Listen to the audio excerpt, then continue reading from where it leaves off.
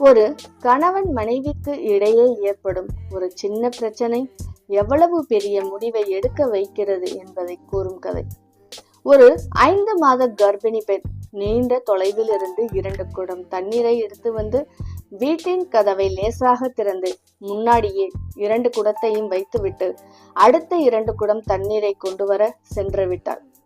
அந்த நேரம் அவளின் கணவன் வேலையில் இருந்து மதிய சாப்பாட்டிற்காக வீட்டிற்கு வருகிறான். நல்ல வெயில், பசி வேறு அவனுக்கு.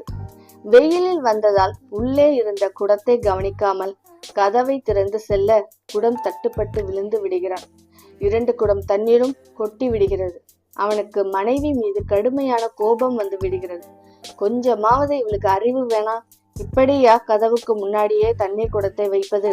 வரட்டும், பேசிக்கிறேன் என்று சொல்லிக் கொண்டிருக்கும் போதே இன்னும் 2 குடத்தோடு மெதுவாக